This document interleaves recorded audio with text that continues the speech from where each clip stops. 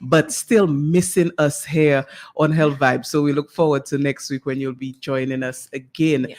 But Jacinta, it is the Wednesday after Creole Festival and Yes, it the is. weekend of Siwo. How did you Mhm. make it? How did you feel out? I fed out pretty well, but Mm. on Monday morning, oh gosh, that's why I say people mustn't underestimate the value of sleep because Ah. I was counting down the hours and minutes to get home to sleep. Mhm. But I really enjoyed it. For those who went as well, the majority really enjoyed themselves, especially Mm. their favorite artists, and so I'm looking forward to next year already. So did you do all 3 nights or did you do? I did Ah, actually. okay. So for the listeners, Jacinta is on a level that I am not. It's called the level of youth. Um, if you're able to do 3 nights and then still get to work on Monday and still function, then you're at a youthful level that I am not. I did one night, that was Sunday, Uh, and I enjoyed it. I know Friday and Saturday it was raining a oh lot. yes, it was So I'm even happy I made the decision to not go. But Sunday I enjoyed, of course, Signal Band. People who know me know I'm a Booyah oh fan. fantastic And band. yes, and I was really, I was really, really impressed Very, with very, very their Signal Band. performance, of course. Yes. Big up to Yes. So them. Jacinta, I know after Choral Festival and after the 3 nights of pulsating rhythms and no sleep and Siwo, the pharmacy normally is buzzing. Oh How has it been? yes, yes. Yesterday How? and Monday. Oh, we were packed. We were packed. Yeah. And fortunately, so far I haven't heard or many of our visitors, all locals, Uh-huh. asking for cold and flu Really? medication. I'm very surprised about that. Probably it doesn't kick in as Maybe. yet, but Maybe. it has been busy up till this morning. It was very Yeah. busy. Because I can imagine after the weekend and people have the sniffles and the whatever else, and they might be coming into Jollies to get a Probably remedy. on the floor area, the OTC aisle, Uh but not many, come to behind the the counter for them uh as yet. Okay. And then, of course, this weekend is a holiday weekend. Independence Yes. Day is on Friday, Community Day of Service is on Saturday. Hmm. So we have more activities, Of and course. maybe next week, another busy pharmacy week. Hmm. Hmm. But we welcome everyone. Yes, at Jollies, of course, they're ready and waiting Always. for your healthcare needs at Jolly. So they're ready for you. Whatever you may need, you can go to any of the Branches, locations. yes. Yes. And today is the National Youth Rally. So I just want to shout out all the students who are there waiting to show off their skills in Hmm. marching at the National Youth Rally this morning and to represent their school. Of course, a special shout out to the Dominica State College, my institution. I know that they're ready to put on a show this morning, so we'll catch that later. Yes. But Jacinta, this morning we have a special guest in studio and we have a very interesting topic lined up. So if people are locked on to Q95, it is the morning to tell a friend to tell a friend to tune in to Health Vibes because we do have a very interesting show lined up for you. As always, and this morning we have a guest in studio, a doctor in studio, and I'm not going to reveal his identity. If you're looking at us on Facebook Live, we are live on Q95's Facebook page. If you're looking at us, you know who the guest is. If you're listening on radio, I will keep you in suspense a little bit longer. We're going to take a quick break, and when we come back, we will be introducing our guest and our topic for this morning. So stay tuned. St. Mary's chips, a chip for every occasion. Let's go where good things happen. Craving a bite of something tasty but healthy? Then it's time to head to Jolly's Pharmacy and pick up some chips from St. Mary's. Cassava, banana, breadfruit, or plantain chips, the choice is all yours. All ingredients are fresh from the farm and it's healthy. There's zero trans fat, no MSG, and it's gluten-free. So when you're making those healthy choices, always choose St. Mary's. St. Mary's, where good things happen. St. Mary's chips, a chip for every occasion, made with love in the Caribbean. Distributed island-wide by Jolly's Pharmacy. Are you tired of using deodorants that soil up your clothing and just don't work? Introducing Babyliss Invincible Deodorant, made with all natural ingredients, including beeswax and arrowroot. Our deodorant is gentle on your skin while still providing long lasting protection against odor. Say goodbye to harsh chemicals and hello to all day freshness and confidence with Babyliss Invincible Deodorant. Try it now and experience the difference for yourself.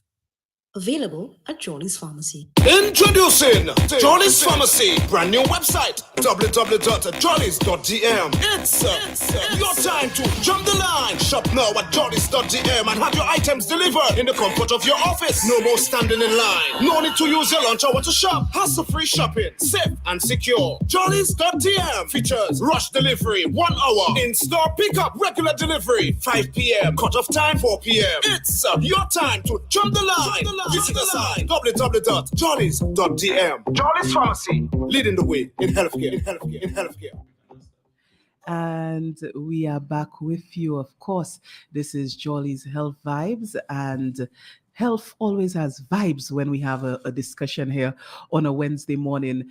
This morning, we are joined by Dr. Shane McIntyre, who is an OBGYN, obstetrician gynecologist, and my friend, my past schoolmate, for people who maybe don't know, so Dr. McIntyre has joined us, and we're going to be discussing issues to do with female fertility this morning. So it's a big topic, particularly for the ladies who, have reproductive plans, so this is our topic this morning. Dr. McIntyre, good morning to you. Good morning, Trudy. Yes.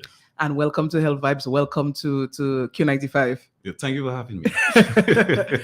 Yeah, so Dr. McIntyre, I want to just start off with you telling our audience who you are and why did you get into the field that you are in. I mean, you could have chosen any other specialty, but you chose to be an OBGYN. So tell our audience a little bit about, who you are and what drove you to this area of medicine. Okay, so as you said, Dr. Shane McIntyre. Okay, I hail from the village of Fokani in the Roseau Valley.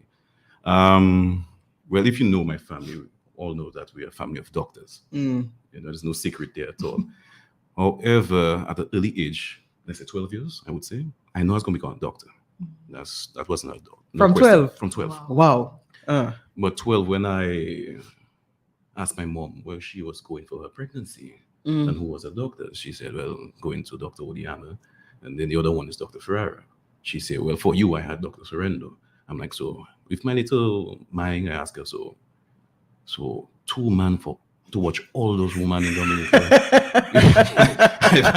I think at that time I was overload for the guys. Right. So I'm like, okay, light bulb, that's what I'm gonna do. So I just upped and stuck with it. Just from that.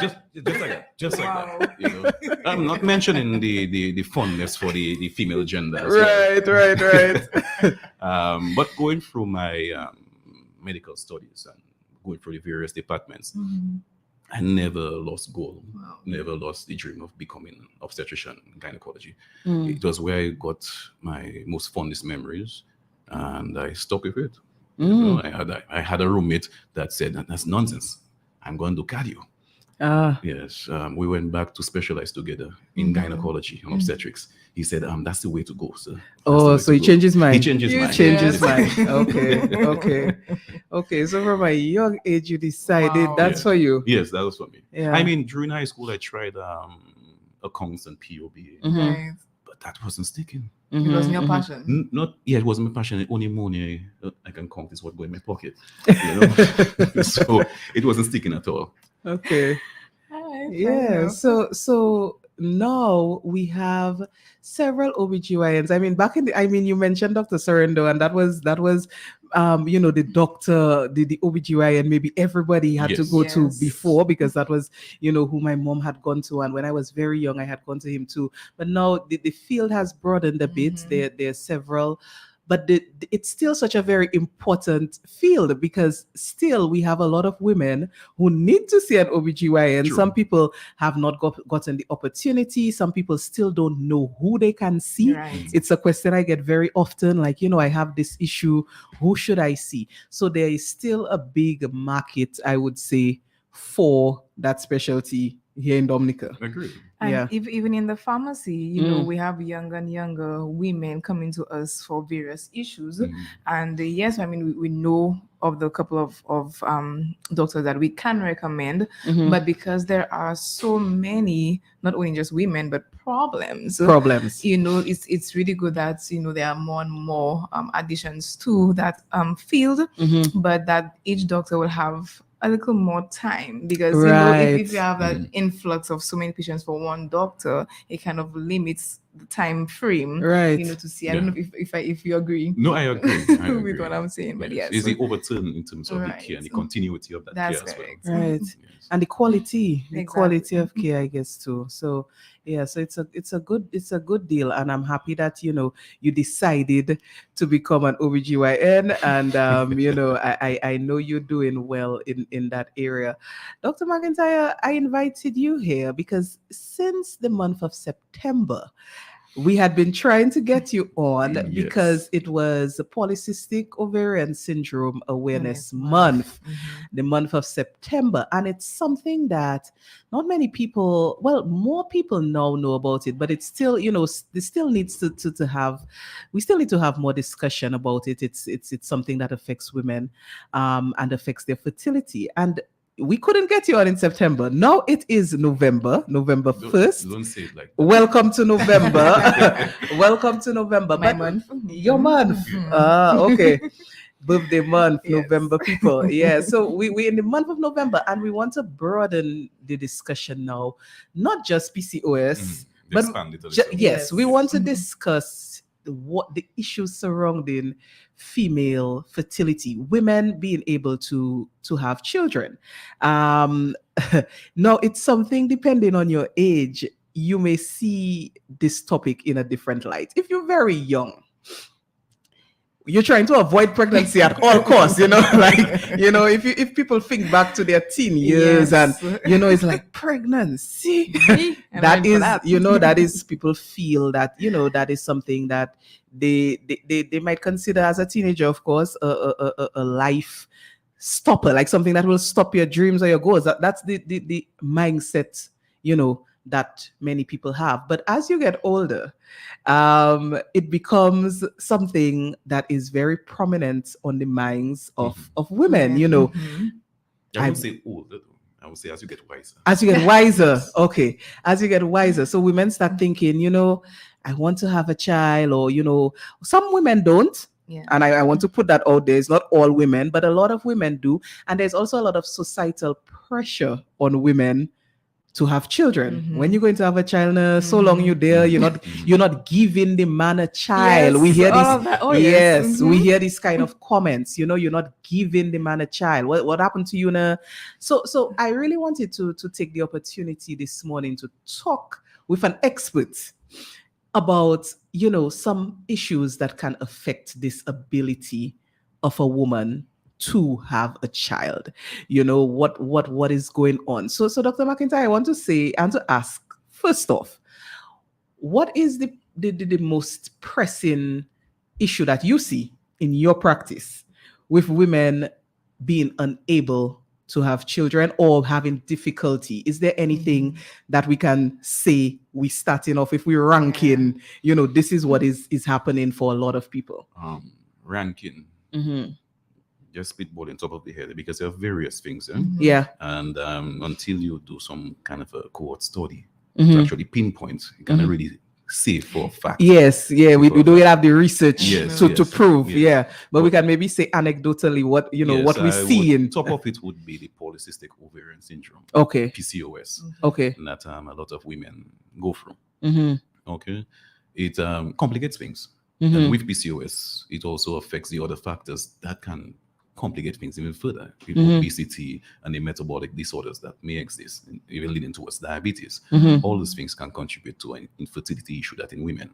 So that's my special area. Of course, well, I have PCOS and I've been an advocate for, more awareness about PCOS. I started a support group for women with PCOS, but still a lot of people don't know what it is. So Dr. McIntyre, let us take this opportunity. Yeah, I believe You if know- you continue with medical educating. You Yeah. keep on Yes, educating. yes. You keep on educating. If you hear it the first time, a second time, by a third time, it might. It might might stick. stick. Yes. So let's tell our audience, what exactly is this PCOS? But most times I like my clients themselves to describe it to me because I tell you, you're much more thorough in the field because you're studying. And right now we have Google available to us, but just don't use the Google to diagnose yourself. Come to me afterwards. Let's sit down and have a word to word. But basically, the PCOS is when you have a little bit much more cystic lesion, cysts Yeah. on your ovaries. Mhm. Bilaterally, meaning both of them will have that issue. And when you have too much, it kind of manipulates the way the ovaries function. The ovaries, as you know, in the endocrine system, helps with the hormone. Right. And if your hormones are a bit imbalanced, you definitely have an issue. I'm not saying you cannot conceive. Right. Mhm. It's just It's more that difficult. your fertility has dropped Okay. to a point where it's very difficult. And with the PCOS, it also causes fluctuations in your menstrual cycle due to the hormone imbalance. So you might see a cycle twice in a month. You might suffer if not seen a cycle for the past 2-3 months. And then boom, it comes on you and heavy, lasting all 10, 11 days with serious heavy bleeding. The pain aspect of it, you want to go and lie down in a corner and close your eyes, no light, kind of a thing, or rely on analgesics, pain meds to help with that. So PCOS really affects you more of a metabolic thing in one's body, affecting a balance and day-to-day activities. Even depression can be a result. Right. And with depression, that affects, how you actually think, go about, and stuff like that. That in itself can decrease your fertility issue from that aspect as well. Yes. I see we have an early caller. Let's take this call and find out what this caller has to say. Caller, good morning. Good morning. Good morning. Good morning. So, like Mr. Martin said, what causes this cyst that prevent from making baby? Cyst, what causes cyst? That's what I want to know. What causes them? And what about it prevents? Eh? Your question, could you repeat? Yes, I say what causes this cyst? Okay, Oh, we got you. okay, thanks. Okay, thank you, caller. Yes, so and it's interesting. Our first caller is a gentleman, and I like that.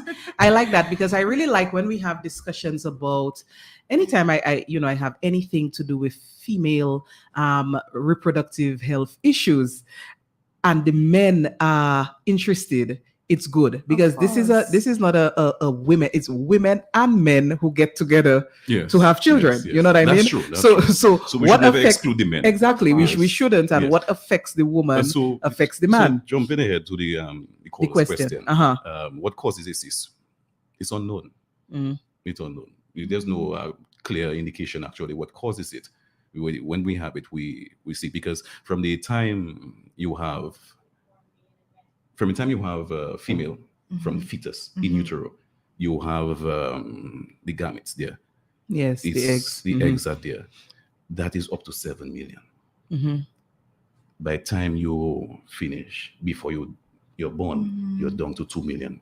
Mhm. Now, before your cycle, Mhm. you're already down to 500,000. So that already has decreased because you have never entered menstrual cycle. Mhm. But there is no clear evidence what actually causes the cyst formation. Some people have it, some people don't. But But what can be a predisposition is a family history okay. of cystic ovaries. Okay. But Dr. McIntyre, I wanted to kind of differentiate between a woman who just has cysts on her ovaries and a woman, because a woman can have cysts and a woman can have polycystic ovarian syndrome, which is a broader issue. So how would somebody know if I do essentially what I'm asking, how would you diagnose PCOS and that it's not just the appearance of cysts, but it's the Cysts. broader issue of PCOS. Okay, at any given point in time, you can have a cyst on your ovary. Mhm. But the nature in terms of if it's multifollicular, mean a lot more cysts than it should have. 1, 2 can be there, and they come and go. So Mhm. that is not an alarming thing, Mhm. unless it causes issues like, let's say, a cyst might rupture and cause a hemorrhage, bleeding. That could cause a lot more pain than usual. Okay, but the polycystic ovaries goes along with other things, so it's not a diagnosis. I have cyst on my ovary, I have polycystic ovaries. Okay. No, it more goes along the lines that I am experiencing a lot of other things, the interruptions in my menstrual cycle, Right. the weight gain, which you see.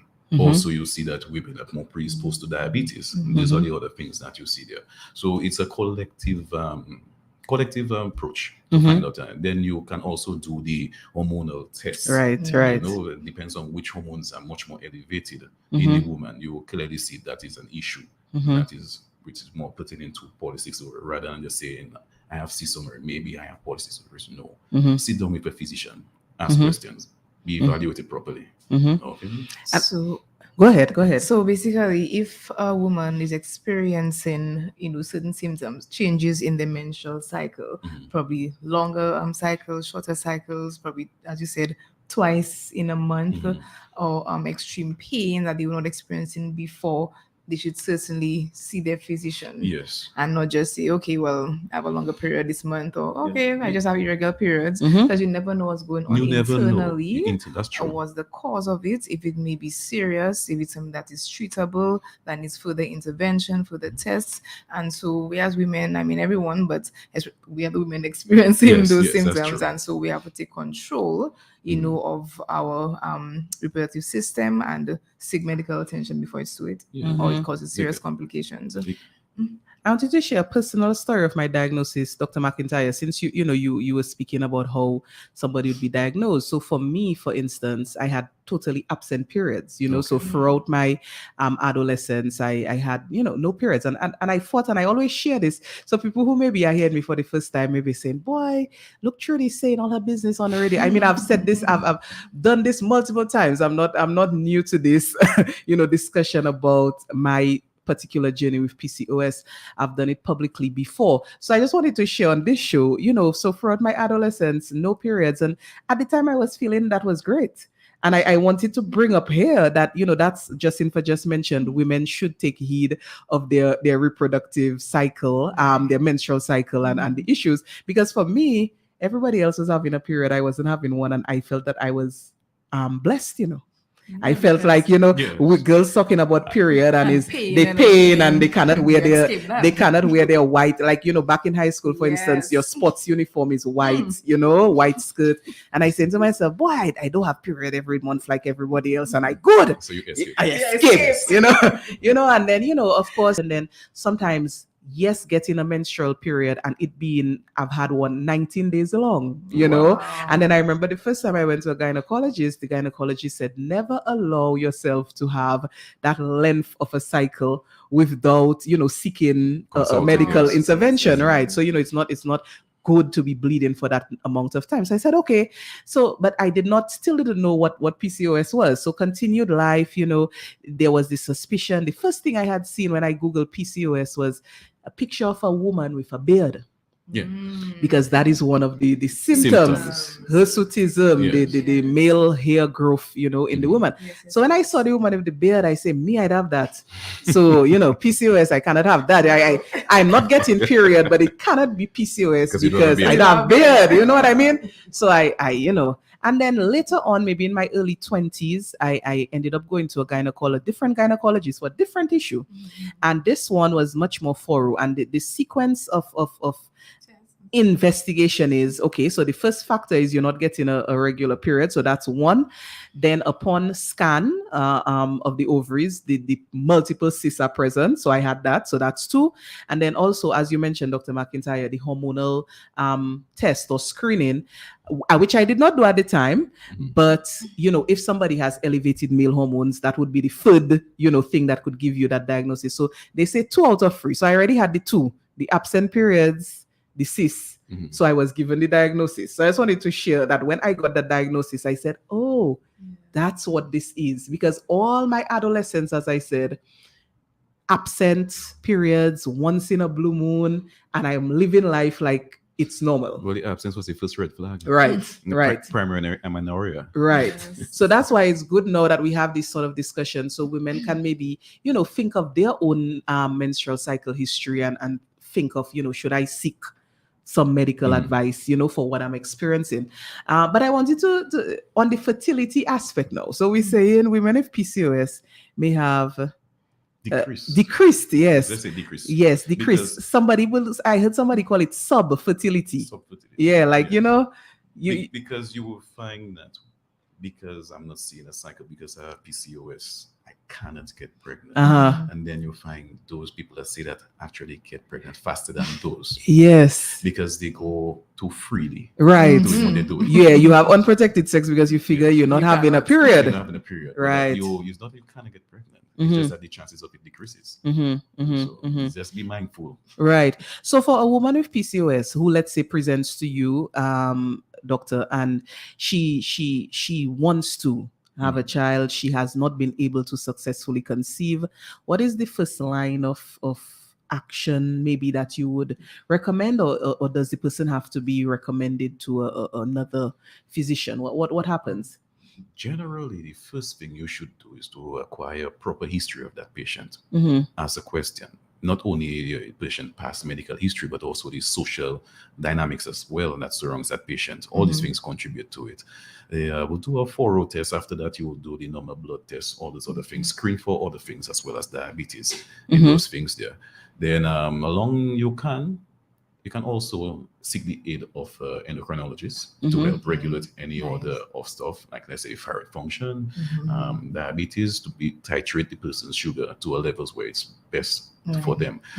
The other factor is the obesity factor. Definitely has to be addressed because this in itself as well causes infertility issues. So it's much more of like, let's say, a holistic approach rather than just give you medication. Okay. So we will target the various areas and speak with you. That's why I said about the social aspect.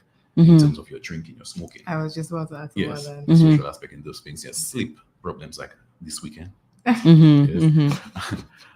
But yes, so it's much more of a holistic approach of attacking every aspect to give you that approach better. So if a woman, let's say, doesn't smoke, moderate drinking, she sleeps well, she exercises, and then you realize that it's really down to her endocrine system, her reproductive system, then treatment would be, Yes. So now we have zoned down to one area, Right. so we can have much more, educated choice of treatment at that time. So yes, we'll go down to a line of medications, but not all times we just resort to giving medications. We have to first investigate properly and see where we can go with it.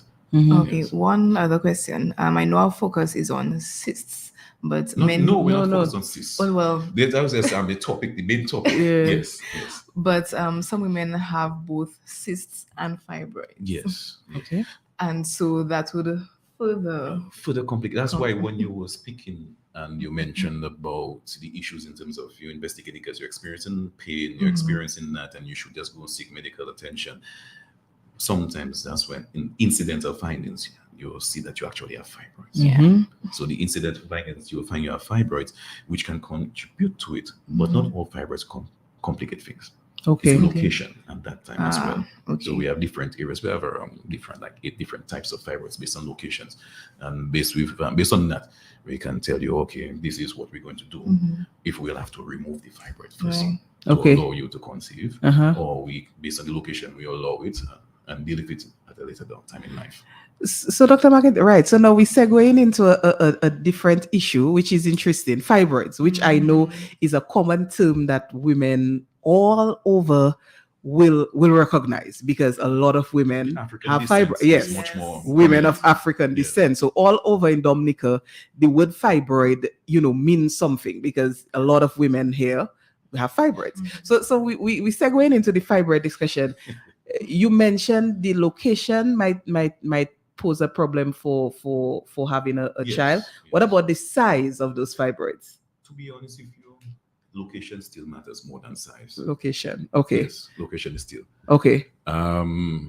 Because I've seen large fibroids. Uh-huh. It just alters the mode of delivery Okay. of the baby. Okay. Mhm. And then I've seen small fibroids become a serious issue. So the location is much more important than the size. And although the word fibroid is common, let our listeners know what is a fibroid, because I don't want people out there to, what somebody may not know. So what is that fibroid now that we're talking about? So fibroids is the loose name that we use for everybody to understand. The other words is a leiomyoma, which is benign, most times benign neoplastic tissue growth, which is just basically a overgrowth of tissue cells. Again, there is no known cause. We just say it's more prominent in African descent people. However, I studied in China, and I can tell you that was a day-to-day surgery for us as well. Wow. And so when they say probably diet contributes to it, our diet here and your diet over there is two different diets. Exactly. Just like you just told me you Of cannot handle Yeah, all the Chinese food. yeah, because for the listeners, for the 2 weeks I was not on air, I was in China. So yeah, I was just telling Dr. McIntyre the food was, it was a challenge for me after a few days. Yes. But yeah, so But different diets in those two Different diets, countries, but and still you see. But then again, based on population size, yeah. day-to-day, I would expect that. Right, of But I'm course. just saying that it's still out there. yeah, So Yeah. the incidence is just increases with our African descent, and there's no known cause. No known so cause. it's just a tissue growth, and the location is still can't tell you. And then people ask, how do you deal with fibroids? You remove it, have the chances of coming back. So it's not like there's a permanent treatment for fibroids. And then some other professions may result in using medication to help shrink, Right. in the purpose of actually removing, to lessen the effect of how much damage I can do to the uterus when I remove it. So there are different ways of treating it and stuff, but ultimately fibroids is an ongoing issue, and it can contribute to infertility as well, based on where the location. Like let's say it could be on top of the uterus, it can be inside the uterus, can be in the muscle of the uterus. So more inside, like inter-uterine ones, will cause problems like the implantation. Right. So it wouldn't be able to implant properly, and then the growth of the fetus might be compromised as well, and then it might cause orientation to the uterus during growth, and then even the presenting how the fetus lies in uterus can also be compromised, which alters the mode of delivery as well. right. So So fibroids and something to look out for. So far we've discussed PCOS, fibroids, and we will get to some other issues that may impact female fertility. I see we have a call on the line. Let's take this call. Caller, good morning. Good morning. Caller, good morning. Okay. I think we lost that call. You can feel free to try again. Okay, caller, I see the call has come back in. Caller, good morning. Good morning.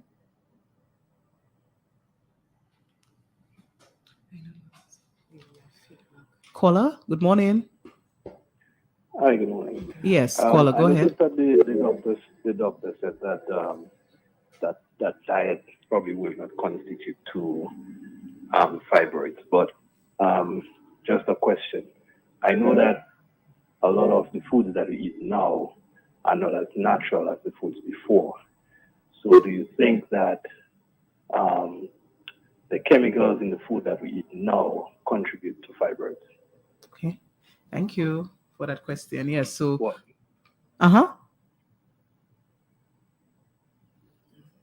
Okay, so the contribution of the chemicals to the growth of fibroids. Look, but just to clarify, I didn't say that diet does not contribute to it. I just say it's not a factor that says it will be more prominent in certain people because of that.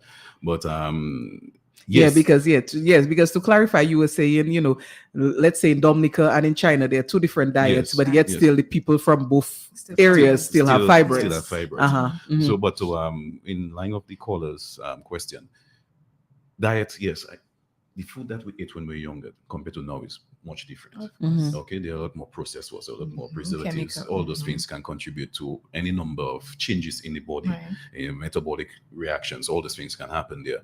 The ways cells divide, causing the tissue growth. Yes, it Mhm. can contribute, but to clearly say that the foods now can they Directly contribute link. directly link, Yeah. I cannot confirm that because of studies that not have been have not been privy to Yeah. as yet. But diet, just speaking from experience, diet contributes to a lot of things, Mhm. a lot of things. But We to know. say pinpoint directly to fibroids, no real study that have been privy to can actually see that because diet changes all over the place. Right. Okay. Right. But still, we are advocating for healthier Healthier Yes. diet. diets Yeah. as possible because even though there may not be a direct link, it can contribute, Mhm. to It can because disruptions. in my studies and my thesis research, I've come across the aspect of the gut health, Mhm. the microbiota in our gut, which contributes greatly to our overall Overall health. immunity and Mm. health and everything. And I've seen in that study that what you put in your body, how you control the stuff that you put in your system, the gut microbiota, if it's altered, can then have a cascade of things that can follow up, meaning and you can have like a metabolic issues that can arise, giving you increased incidence of like let's say diabetes. But to say pinpointing directly to fibroids, my studies and my research has not reached as in such a depth in that, or have I come across papers published on that as yet. Okay, so let me just give the numbers. I know I see our Facebook listeners are logged on and commenting. We may have people who are listening who would like to ask a question. Let me give the numbers if you want to interact with Dr. McIntyre. 449-3095, 449-3096, 449-3097, and 616-4257. Of course, we normally have our overseas callers if you want to chime in on the program. The number is 305-432-9624. Yes, so we have a call on the line. Let's take this call. Caller, good morning. Good morning. You hear me? Yes, go ahead. To me, I understand too much hormone at causes fibroid. Too much of eating of flesh. And less hormone in it. Hormones, what do you call it? Too much hormone. Okay. So Hormones, yeah. I think, thank you.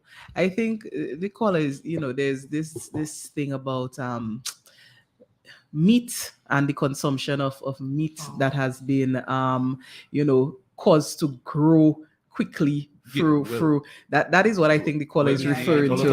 A lot of the imported meat because of the amount of antibiotics that are in there. Yeah, that's what I think. Yeah, but as I say again, some You of know the people that have they practice good diets and still end up up with it. So there's no direct cause. There's more correlation with it. Because to say that we is eating that, I can give you some people that have never eaten that and have fibroids, because they have a strong family history. They must they're more predisposed to it. So even if they've practiced good measures, they still have that incidence happening. And that's an important thing with health and in discussion in general, because sometimes people certain things about health, people will say, oh, this, if you did this, you wouldn't have, if you didn't do this, you wouldn't have had that. And oftentimes that's not true. Sometimes people practice what we may call near to perfect lifestyles and still end up with certain medical issues. And so sometimes we have to kind of minimize the kind of guilt factor that we kind of associate with medical issues, because it sometimes when people do get a medical issue and they have felt that they have done everything right, the mental impact is now like, what again? Like, I wasn't eating meat. I was a vegetarian, and what again? So now you're so consumed with this kind of guilt that you tried everything. So sometimes there are things that contribute. Yes, Dr. McIntyre, as you mentioned, they're correlated to, but not necessarily having a direct causation to the issue that is And the being medical discussed. world we're in right now, the diagnostics have gotten much better and people are a little bit more aware. So the incidence and the prevalence of it right now may seem to be much more, but I cannot completely say yes, because back in the earlier days, Granny would probably die, and you never know what Granny had I know. because no autopsy was done. Right. Granny was more private, so you have no idea what's going on. So we have much more diagnostics right now to help us curb that area. That is an important point. I want to, and I will make, Justin, I know you had a show in my, like 2 weeks ago when I was not there, but I had a show a little prior with the same guest that you had. Yes. And there was a discussion that came up about women having multiple pregnancies in the past, potentially, all healthy pregnancies, and now women struggling to have children, and there being now a difference in the women's general reproductive health today as compared to yesteryear. So your comments, Dr. McIntyre, about our diagnostic capability now compared to before, I just wanted to know your opinion on how it factors in. Are we less fertile now, really? No, or is don't it get me wrong. I want to know, because that came up on the Yes. show, and I said I need to ask a gynecologist, are women now really less fertile? Is that a true statement? It's not a true statement unless you do thorough checks. What I have seen as well in the turn of the Industrial Revolution, women no longer decide to stay at home. Right, so it's a decision. It's a decision to go. So some women put the education first and then the family, which brings us to another topic about advanced maternal age. In our world, 35 years is called geriatric after that. Important point, Yes. because people don't know that. I'm not saying you can't. I know. It just because your complications arise much more at I know. that point in time. 35 is so the when you work, key age. The work factor, going to work, you no longer stay at home. I'm not doubting that a woman at home is less busy than a woman is working. Taking care of a household is a lot of work. So what I'm saying is that in the turn of the revolution, the women now conceiving at older ages. So the age that they're conceiving now poses a little restriction on it as compared to before Granny and them started making since Very they're young. 18 years. 18, Yep. which is peak fertility. Yes. Exactly. Yeah. She should go on until she's 30 Yeah. and have 10 kids. 10, And they say, okay, I stop. But she had the 10 kids already. Right. But when you want to start at 27 or 30, how much kids can you actually have? Oh, at 40. Yeah. Oh, at 40, I It's mean, true, exactly. I'm 38. I haven't batted So- yet. And then also you saw the mindset change for a lot of women that I want to provide, I want to be independent. Nothing wrong with that. The financial security first. With the lines are going, let's take a few calls. Caller, good morning. Hello. Yes, good morning. Yeah, good morning. Okay. Good morning, Julie. Hi, what's up? I'm great. And good morning to who's this? Justin Fur, yes. Hi, morning. Justin, sir. And I do have a doctor. Dr. here. McIntyre. All right. That's a young McIntyre. Yes. That's the Red King guy, right? We watch it. Yes. Okay. Yes, I'm going to put up face. yes, to you the have him. name You have because- him down. Yes. Yeah, okay, Gynecologist. Yes. Okay. All right. So he meant I wanted to be all ears, but he mentioned something that that's very important, and sometimes these things just kind of fly over people's heads. He mentioned something about the gut microbiome. You did, right? Yes. Yes. Nice. This is something that is very critical, and a lot of people seem to not understand that. And based on even the little part of the conversation you were having, where back in the day, grannies were having their children at the early age, and they were having more children. I mean, when I was growing up in the 70s, most houses I went to, parents had either 10, 12, 15 children. Easy. And I mean, as a little boy, I used to wonder, but how all that children came from one lady. You know what I'm saying? And then now I'm a grown up, I understand what it is. Now, it all has to do, in my opinion, with the diet. The quality of food these people ate back then and what is eating now is too different. Why are you talking about all the machinery now to detect these different things? I don't think these people had much of these problems also because of the quality of foods again. Gut microbiome, everything starts and ends in the gut. You would agree with me? Agreed. Doc. He said Hello? yes. He said yes. He said he agreed. Okay, nicely. So my point is, even from the point where you spoke about in China, where these people and the problems that they don't have, do you know for a fact that these people, because of their cultures, they eat a lot of fermented food? Yes, they do. Right. Yeah. And then fermented food is what maintains a good gut balance, which is the same microbiome that you spoke about. So if everything starts and ends in the gut, and then these people live a certain life and your lifestyle, and you're seeing the problems that we have here in the Western world, they don't have it, then it tells you that the diet is key. And I'm always of the opinion that everybody, or most, everybody, men and women, should be having some balanced diet and also maintaining what you call probiotics within their system. Because sometimes people get sick and they tell you, oh, you need 10 probiotics, you need to be on this. You don't have to get 6 or 10 probiotics. You need good gut microbiome for you to have good gut bacteria, and when I say good gut bacteria, maintaining more the healthy gut bacteria than the bad bacteria, because that's what we are. We are made up of strictly just bacteria and hormones that run our systems, and I always maintain that. And really and truly, that's what it is.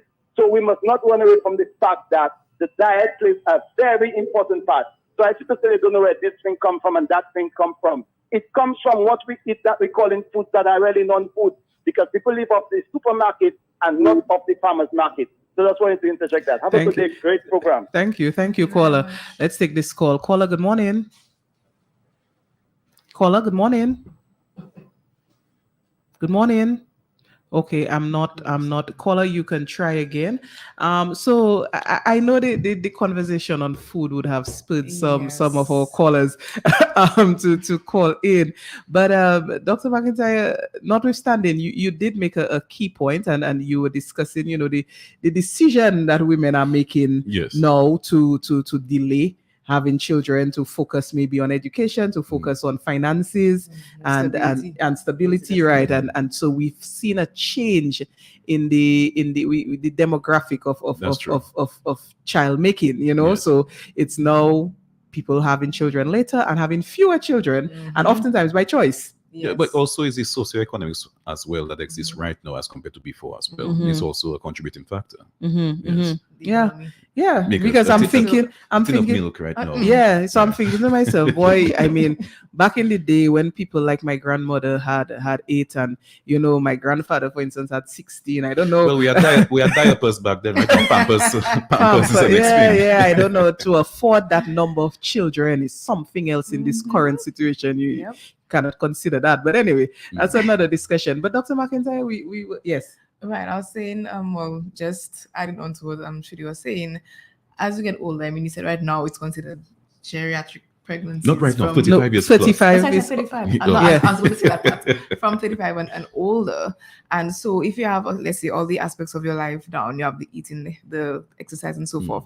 But even at that age and older, what happens, to describe what happens to a woman's body that decreases their chances of pregnancy, or what helps to complicates it, right? Okay, that process. Okay, so in respect to that, anytime you age, this time getting older, not wiser, just older. Anytime you age, you'll find there's decrease in the optimal way that the body operates, and it increases the incidence of having comorbidities in the sense of hypertension, diabetes, and other things. And also, you'll find that the chromosomes start to be a little bit more different in terms of your telomeres and blah, blah, blah. Longer the line, it kind of increases the incidence of actually having a chromosomal defect. So you have abnormalities happening, which increases the chance of having miscarriages early in your cycle, early in your pregnancy. So it's just the body actually losing that ability to maintain or actually conceiving. It doesn't mean that a woman of 36 years cannot conceive and have a healthy baby. Not that I'm saying. It just increases the risk factors. It's more the risk factors that is at play there. It's not, but yes, the infertility will arise due to the diabetes constraints that we have in there, the increased metabolic issues that may exist, and hypertension can be a serious problem in pregnancy as well. So all these morbidities increase with that time there and can cause that issue. So 35 is where we've seen that the mark, and then we advise and we properly what we should do, and your antenatal screenings would be much more thorough to keep in line, because at any point in time something can change. True. Okay, so it's more along the lines of that. And Dr. McIntyre, you did mention a bit earlier that a woman, all her eggs, her gametes, she had them from when she was from in utero, yeah, from right? the So of course, by the time she's 35 and beyond, that number has decreased. Yes, tremendously. the number of the eggs has decreased, and the age too of those eggs, they've been there for a while. Yes. So then again, older things Right. become a little bit more problematic. Right, and for men, of course, we know the men are making those their gametes, the sperm cells, they're making them As we go continuously, along. right? But that itself is not. We talk about infertility. It's not only about women. It's men as Women, well. not women. We men, we men Uh-huh. also contribute to that factor.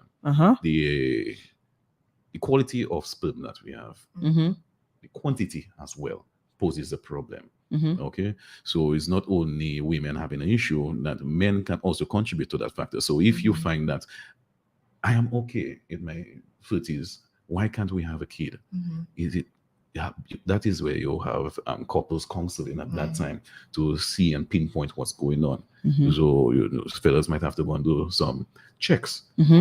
Most men, it's a bit taboo. Yes, associated they don't with it. want to. Yeah. Yes. So that can also be contributing to that age as well. I mean, you see fellas having kids in their late 50s, 60s, still having kids, because they say they continue. But that in itself, the quality of that, it decreases as well. Okay. The aging process still affects it. Affects them. Yes, Okay. yes. Yeah, I wanted to bring that up maybe towards the end, but you're bringing it up Sorry, now. sorry No, about you're bringing it up now, and it's good, because oftentimes when there is an issue with a couple having a child, the focus is always on the woman. As I yes. said at the start of the show, people will say you're not giving the man a child. So almost like the responsibility and all the factors to do with having that child falls on the woman. And oftentimes the man never feels that there is a potential issue with him. So I just wanted to maybe, the point that you just made, just reiterate. So if a couple, how long would a couple have to be trying for them to then say, let's check both of ourselves out? So, in regular intercourse within a year, if you cannot conceive, get pregnant, you should seek medical attention. Okay. Within a year. Within a year. Yes. Okay. Yes. Okay. So, and that should be both the man and the woman. Well, the woman will go first. Okay, the woman goes first. The woman goes But first. ultimately, yes. Okay. It's recommended that both go. But it's because most times you find that the guy may have had a kid prior. Before, yeah. Yes. Okay. I'm saying nothing is wrong with him because I had a kid before. But it's two different things. Because it's not only that it could have been congenital defects, meaning like defects from birth that was preventing you to make, but lifestyle changes. Okay. Like excessive exercising is one of them that contributes to it. Excessive. Okay, and then you'll find the in Europe, the cyclists that been cycling, constant sitting down, putting a lot of pressure in that area. That itself can cause problem, a lot of trauma. So the sperm is not getting to where it's supposed to be going. Okay, So interesting. It varies in terms of what. So it's not only saying because I had a kid before, Right. you're the problem. No. Yeah, situations. Yeah, can situation change. can change. Okay, we have a caller. Let's take this call. Caller, good morning. Good morning. Yes, good morning. Yes, I'd like caller. to ask the doctor, what causes men to grow breasts? Good. Grow breasts. Grow breasts. Okay, thank you. The appearance of breast tissue or The enlargement of the breast tissue. Gynecomasterium is called. It's when you have the breasts like structure growth, but it's more men, women will have the same breasts. Yes. It's not like we get breasts and because we never had the tissue is there. Men can still get breast cancer. Okay, so it's just much more of the hormone presence, hormonal problem that can cause that issue as well. Okay. Yes. Okay. So you should probably seek the endocrinology at that time to do a hormonal check to see what it is. But it's something that can happen. You're not off because you're a woman. You can't get breast cancer. But the enlargement of the breast is a more of a hormonal based thing. Hormonal. Okay.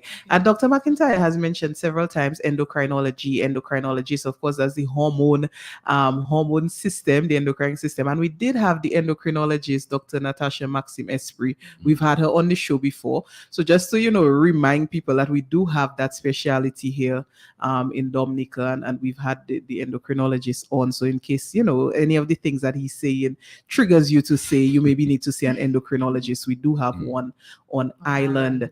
Yes. Dr. McIntyre. So you're gunning for me. Yeah, no. We've discussed, I want to stay on target here. We've discussed PCOS as maybe one of the predominant issues that women may face to impact their fertility. We discussed fibroids. What about a woman's sexual orientation, or sexual history, or possible sexually obtained issues or diseases or infections? How does that impact her fertility? That impacts her fertility, which leads us down the road of pelvic inflammation disease, PID. Now, PID is when you have much more adhesions within the pelvic floor. Now, this can happen due to many different reasons, but the main culprit in that is the incidence of chlamydia, which is a sexually transmitted disease. Before it was gonorrhea, but since then chlamydia has kind of taken the forefront in regards to that. So, and sometimes you'll have no idea that you have it because, to be honest with you, a lot of the young women, this is much more of a promiscuous kind of a thing that you will encounter, right? And a lot of the young women are confused as to what a normal discharge is. I've had clients who don't even know what color their discharge should be, or it should be, each is normal because I've been active for the entire day, so it's continued education, as I said, but it contributes to that, the STDs, sexually transmitted disease. And most times you find one, you should further investigate to find out that if there's not another one closely running with it, basically eliminate that factor. But PID is the adhesions, but the PID can also be caused by previous pelvic surgeries, like the C-sections we may have, the myomectomies, removing of the fibroids going in the pelvic region. That can also increase the incidence of having PID. So no PID, not because you have PID, I say you had an STI. Okay. No, that as well can contribute to it. Previous pelvic surgeries. Okay, so that's why I say seek medical attention before you just jump to a conclusion. Okay, so they can have different ways that can contribute to that. But the PID, because of that, the adhesions that form, the masses that can form, it can probably block the femoral and the fallopian tubes, and then the passage of the oocyte to get to where it can, have fertilization has decreased because of that. So it kind of causes those problems there. So PID is a troublesome one as well. As a bio teacher, I just, when the doctor is talking, I want to go back to the biology basics. So, in the female anatomy, females, we have two ovaries on either side of the pelvic region, and you have these tubes leading, close to the ovaries, and they're supposed to transport the egg from the ovary, and they are called the fallopian tubes. So the doctor is mentioning that the tubes can be, blocked, compromised if a woman has had pelvic inflammatory disease. And he mentioned chlamydia as being one of the top STIs that can cause PID. Now, Dr. McIntyre, you said a woman might not know that she has had an infection, but what are the symptoms, if there are any? Symptoms will be generally discharge that you may see. Okay, the type and the color of a discharge. White, clear is normally something that we associate as normal. If you have a reddish kind of a brownish discharge, you kind of associate it with your menstrual cycle ending or probably going to start. So those things can contribute to that. Also, the colors yellow, green. This is not to be taken lightly. Grayish is not to be taken lightly. So those are things that can indicate actually have an infection, and I should seek medical attention. Also, that area should not be a constant itch. Itching is not good. And then the malodorous, that there. You should not smell yourself. When you sit down, you should not smell yourself.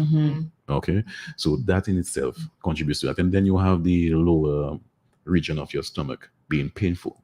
The central area, that being sexual tender. activity as well. And then the sexual intercourse, you'll be finding that it's much more painful, a bit Okay. more tender. Right. Certain positions you kind of tolerate it where before you could. Mhm. So all those are signs and that we should, okay, something probably is wrong, Mhm. and I should go and check out myself. Mhm. I have a question, Doc. So going back to the anatomy of the female reproductive system, in terms of the uterus, Mhm. I know there are different types. If it's tilted, if it's Yes. so does that interrupt the passage of the sperm? For infertility For- issues. right. Yes, that also, well, that is an anatomical problem that can exist because you can have uterus having two horns, meaning like it's almost like a heart shape, you know.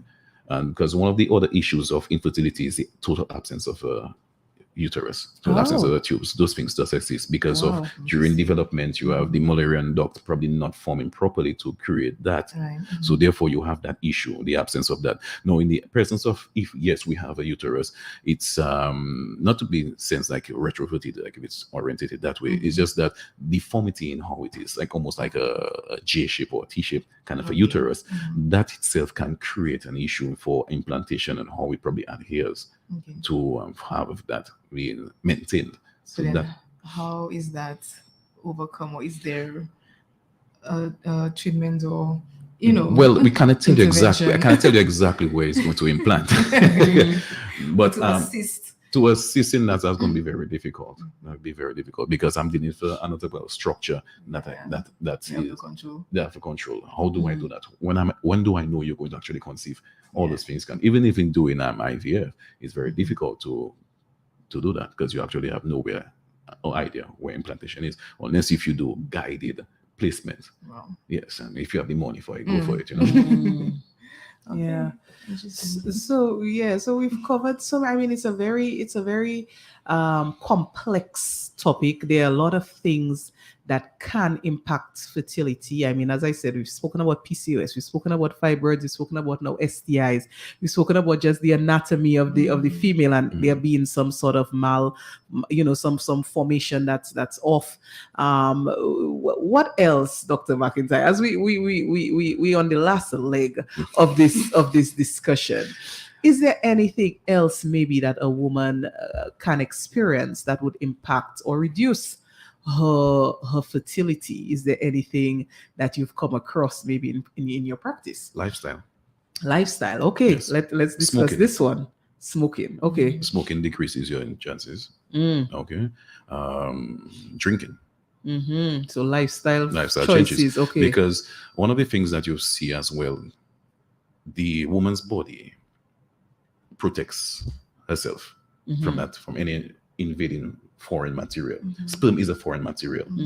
So therefore you have like spermicides within the vaginal vault area, and also the cervix itself produces certain amount of mucus, which kind of makes it a bit more impermeable. Like a plug. Yes, to not allow anything to pass there. But during the follicular stage of your menstrual cycle, it kind of permits it to allow sperm to come through, but kind of restricts the abnormal sperm, so you wouldn't have, a regular sperm fertilizing. So you kind of have barriers set up to prevent that. Now, if you have smoking can reduces the amount of lung cells we have, which is for immunity, and because of that happening, the mucus that is formed can be there longer, presenting that issue.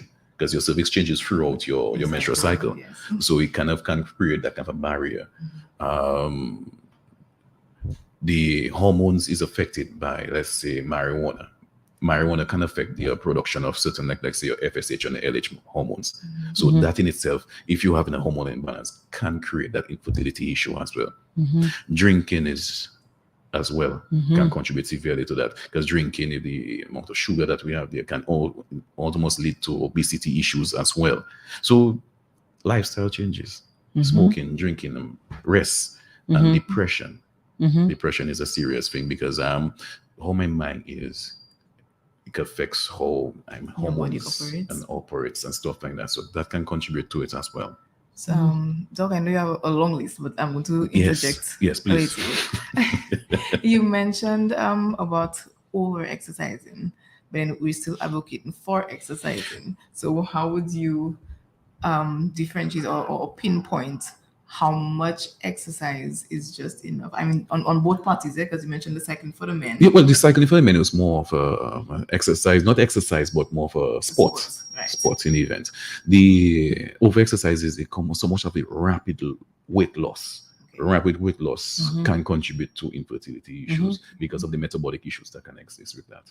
Okay. Yeah, because you could have like a period of extreme, like athletes, for instance, extreme training and the menstrual cycle stops. Oh yeah, that's Yeah. the cycle Yes. as well. So it's there's the flip side of the coin. There's the obesity factor, but somebody who is not obese but who is a star athlete could also experience Those issues. those so issues. exercising does contribute to it. Yeah. So it's not me telling you how much exercise. Everybody's different. So in moderation, so you know your body best, what you can tolerate, and then with the guidance of somebody else, you can probably come to a common agreement. Okay, so we probably going into too excessive, so let's just cut back a little, kind of a thing. So it's not me telling you, okay, well, 10 squats is too much. Go down to 5. But somebody 10 squats is not enough. It's not enough, So right. it's specific to individuals as well. Okay. And sorry. Go ahead.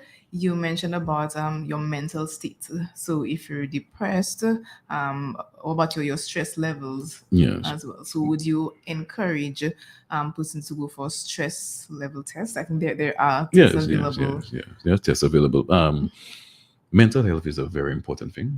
We should always take it seriously. Of course. And we should always advocate and never, laugh about the matter, because it's a real thing. Each and every one of us knows someone who has suffered some mental problem.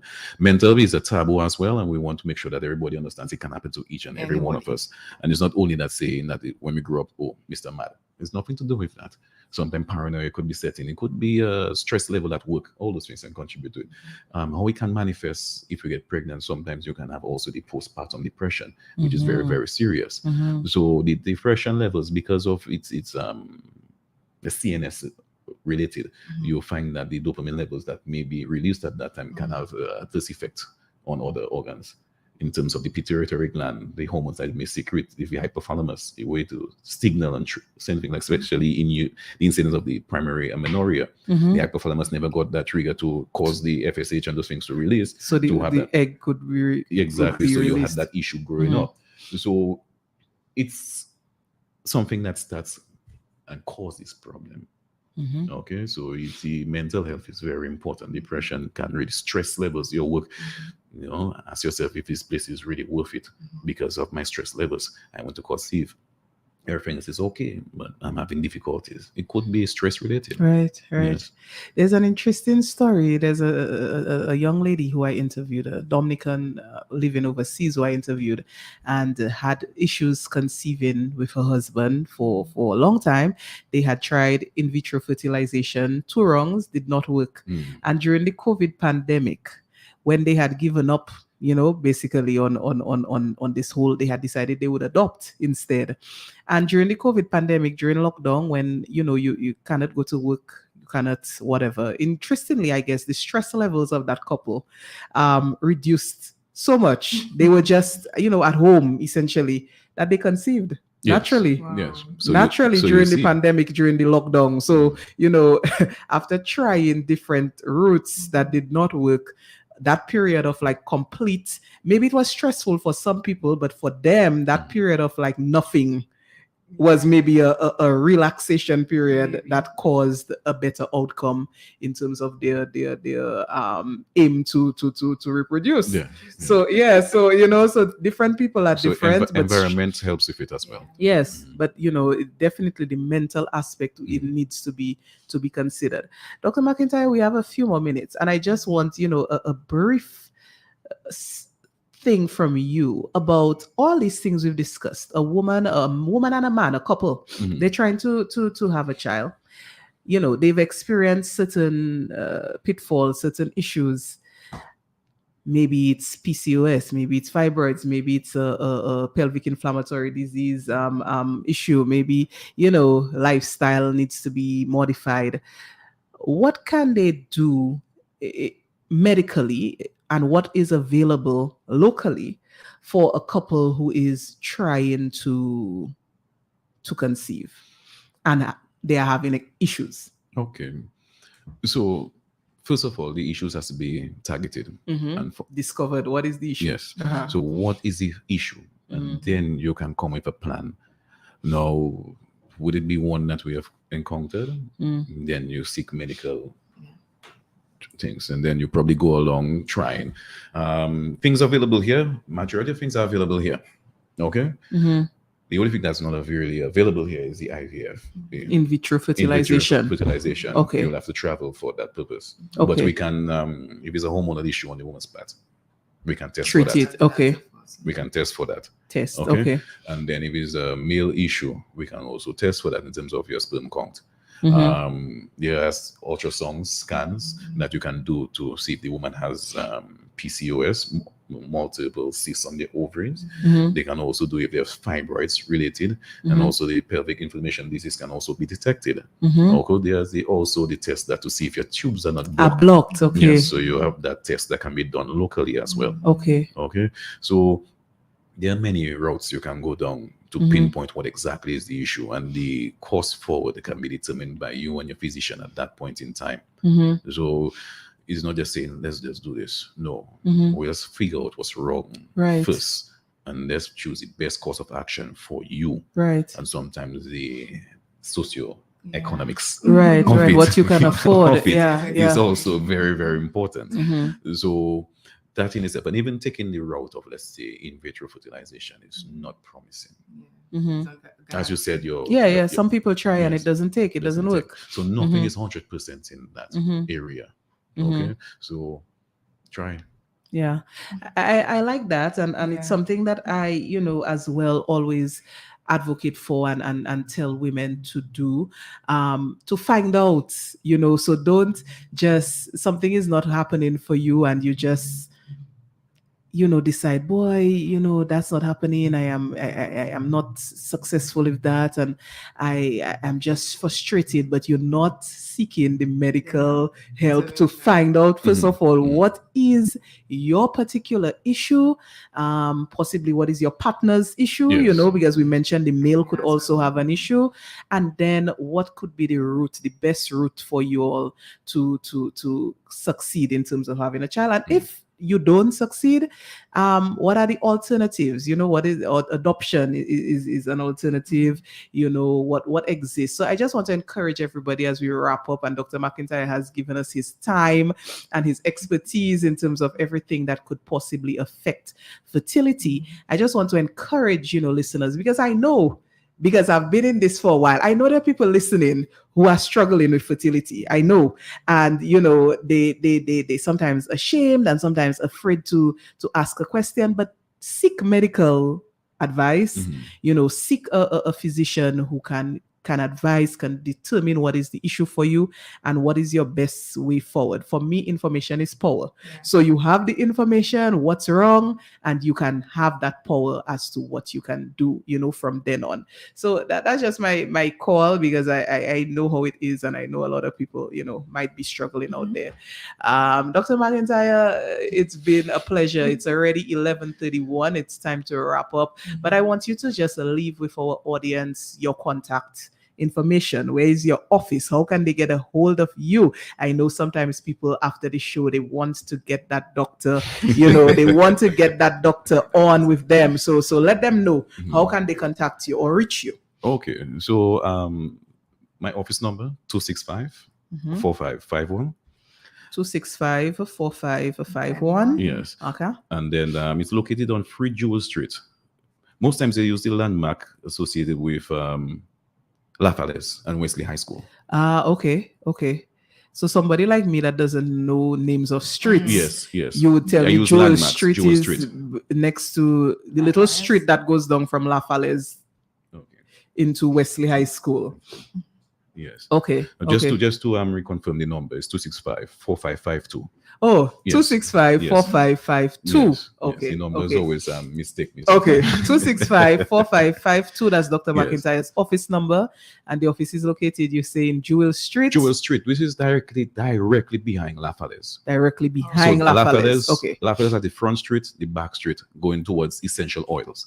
Okay. And the next building next to me is Wesley High School. Okay. Yes. Okay. All right, so people should be able to find should be able And to my find name is you. on the building. Your name is on the building. Okay, so if they're looking for Dr. Shane McIntyre, his name is on the building, Jewel Yes. Street, 2654552. That's right. Right. Okay. All right, Dr. McIntyre, once again, thank you very Thank you very much. much. The information was much appreciated and the time was appreciated. It has been another Vibesy Wednesday on Health Vibes right here on Q95. I thank all our listeners for tuning in and for participating. Our Facebook listeners, thank you for your comments, and our callers, thank you for chiming in this morning. We will be back, God willing, next week with another interesting topic for you, as we always promise and we always deliver. So we're signing out, Jacinta. Definitely, and wishing everyone here, all Dominicans, a happy independence. Yes. Friday is our own. Let us enjoy it and let us come out to our community service, and just enjoy and celebrate with each other. That's right. Yes. So happy independence in advance to all Dominicans. We're signing out here on Health Vibes. My name is Trudy Christian. We will joined by Dr. Shane McIntyre. Jacinta Fagan Defoe was right here with me. Carlton Langdo will be back next week, God willing. We're signing out. Have a good rest of the week. Goodbye. Who say health cannot have vibes? Well, Jolly's Pharmacy is proving you otherwise. With Health Vibes, every Wednesday morning on Q95 from 10 a.m. to 11:30. Health Vibes, education, information, and a bit of humor. And not forgetting lots of vibes. Hosted by Carlton Langdo with co-hosts Jacinta Fagan Defoe and Trudy Christian. Jolly's Pharmacy is bringing health and vibes together every Wednesday, so be sure to tune in. Health Vibes every Wednesday on Q95 from 10 a.m. to 11:30. Jolly's Pharmacy, leading the way in healthcare.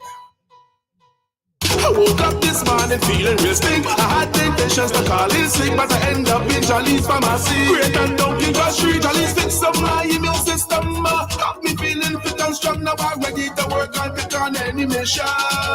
If you see me again.